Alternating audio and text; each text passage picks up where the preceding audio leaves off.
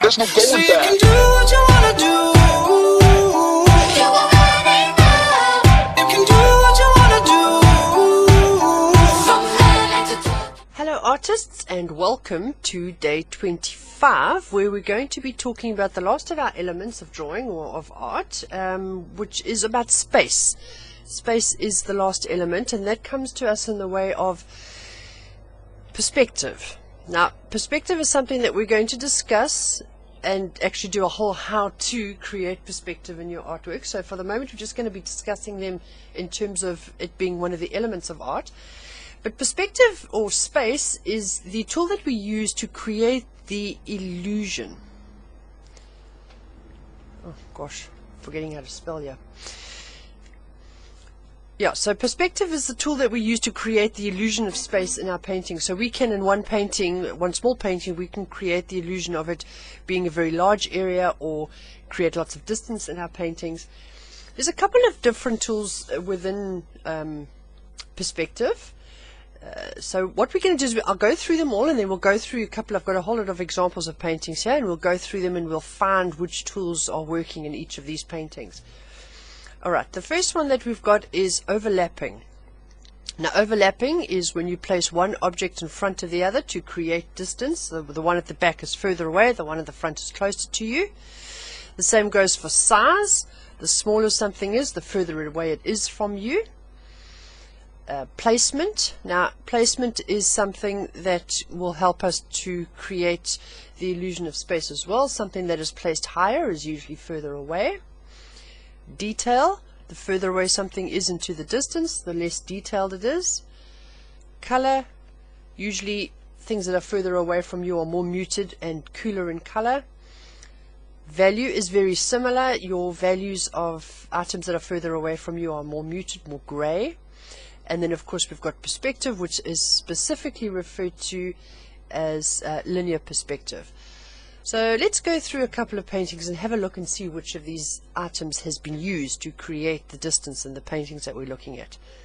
I have a few paintings here by some of my favorite contemporary artists. This one that you're looking at here, number one, is a painting by Dalene. Wonderful, wonderful artist, beautiful work.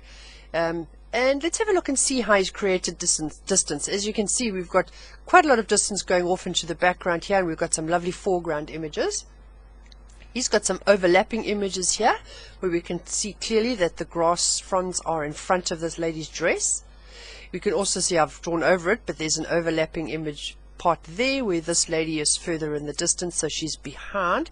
She's also a lot smaller than the lady in the foreground, so we can tell that because she's placed so much further away, she is therefore much smaller, and our brains can then make sense of the fact that she is further away. We have it a little bit less here between, if you have a look at the two children, the base areas. This little boy is smaller from head to toe than the little girl is. Now, in real life, he may well be quite a lot smaller, but the fact that he is placed where he is, he's further away, he's higher up than she is, and he's smaller, helps us to understand that he's slightly further into the distance than what this little girl is. So he's a little more of a middle distance chappie. If we come across here to this little painting, this is by as far as I know, a Russian gentleman. Gleb Golubetsky is his name. I hope I'm pronouncing it correctly. We can see here by the placement of these three geese, we've got one goose that's further behind, so he's slightly overlapped by a goose that's in front of him, who is then in turn overlapped by a goose that's in front of him. So we can see that those three geese recede slightly into the background. There's a little goose head sticking out there. There's a bit of its body, so it's behind this goose's wing, so we can see he's further in the distance. As well, we've got some overlapping here, which shows us that little goose is further in the distance. We've also got some lovely linear perspective going on here, where we can see that the side of the barn recedes towards the horizon line. That shows us that we're looking at the side of the barn that's going away from us. So that's clearly linear perspective. In the background here, we've got what appears to be possibly a forest of sorts, a bit of a wood. And there's a couple of things that are telling us that that is far away. First of all, there's an acute lack of detail which things are. The further away they are from us, the less detail they contain. So we can therefore tell by the lack of detail that this is quite far away from us. This is also helped by the fact that we've got an overhead hanging tree here that has got more obvious detail in it and is clearly more in the foreground. So that is helping us to understand that this is quite a lot further behind in terms of distance. So it's creating depth in this painting. Then of course there's color. These colors that he's used here is a lot cooler than the greens that he's used in the foreground area of leaves. So we can see that by that as well, that this painting is giving us a lot of depth, and that's right back in the background. Here we've got some overlapping happening. This lady is in front of the tree. This is my favorite artist of all time, Vladimir Vologov. You should go check out his stuff at vologov.com. Oh, amazing stuff. But yeah, we've got some overlapping hanging here, so we can see that she's in front of the tree. Here we have a little yacht way in the distance, and the fact that it is so small is telling us quite how far away it is. This lady here sitting, she's got some roses that are overlapping her arm. We can clearly see that they're in front of her.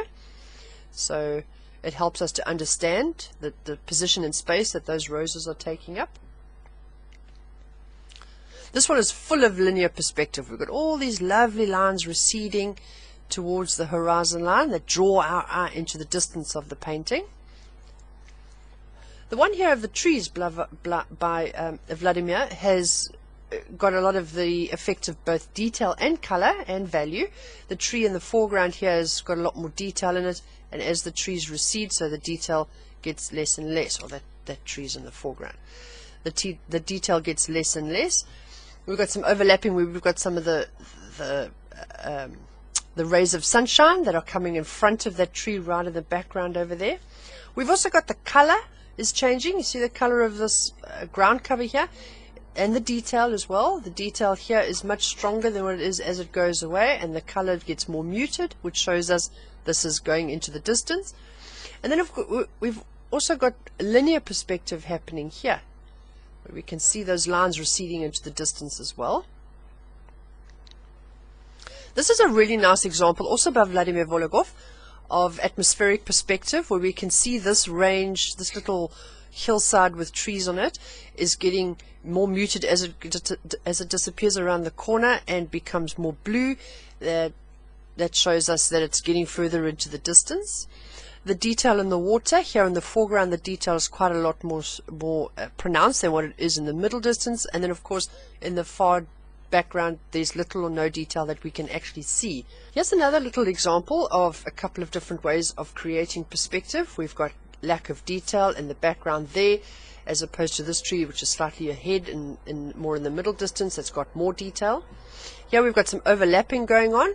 One of the fences is in front of the other and in front of the people, so we can see how that creates distance in that direction. We've got some linear perspective going on here, which is lovely. It gives us the impression of the road receding away from us. I just want to come back up here to this little painting. We've got some placement going on here as well. This little girl's feet, if you have a look at the ground line, her feet are slightly ahead of the adult's feet. That shows us that in terms of the space that she's occupying, she's slightly ahead of the adult, so she's placed slightly forward, as opposed to this little girl who is behind. She's placed behind the adult. And then of course right here in the foreground we've got some fences that are placed right here in the foreground. That's it there. It's placed right in the foreground, so we're seeing that as quite a dominant feature. It's not dominant enough to overpower the composition, of course. It's there to create a connection between the viewer and the subject that the viewer is looking at, in the form of a foreground. Now, foreground images actually do that really well. This is doing it well as well. It's right in the foreground. Often strong foreground images help also to create perspective, because it's almost giving us something to compare it to. Something in the foreground will help to accentuate something that's further back in the distance, like for example this tree over here that is quite far back in the distance. It's small, it's less detailed, it's clearly placed further away, and that compared to this in the foreground over here with lots of detail and quite large helps this artist to achieve the distance that he's achieved in this painting. This lovely snowfield over here is also going to help in terms of linear perspective, we've got a lovely linear line of the fence receding into the middle distance over here, as opposed to this one, which you can see is not receding. It's pretty much staying constant in our viewpoint. This is beautiful detail here in the front, which is giving us lovely foreground to compare it to, and here in the middle distance our detail is getting less and less. Of course the fence is leaning over, which is giving it a bit of character, but effectively this linear perspective is drawing our eye further into the distance of the painting. Here we've got a little cluster of buildings, and there's very little detail going on, so it tells us clearly the size as well as the placement, as well as the fact that there's so little detail and the colors are muted. All of that tells us that these buildings are quite far in the distance. And then of course we have very far distance over here where we've got little or no detail going on, and then we've got trees over here that are lacking detail, which are telling us that they're further in the distance. So we've got 1, 2, 3, 4 almost stages of distance as this painting is receding into the background. This little girl sitting in the field of grass is also lovely, because we can see by the grass how much perspective there actually is in this painting, with the detail of the grass in the foreground and the lack of detail on the grass in the background of the image. The same goes for the trees. We've got trees in the background here, and then even further in the background we've got more trees with total lack of detail, and the colors are getting more muted as well as it goes further away. So as you can see, artists, there's a few ways to illustrate and to communicate depth and distance in our paintings, and these are them: overlapping, size, placement, detail, color, value, and perspective.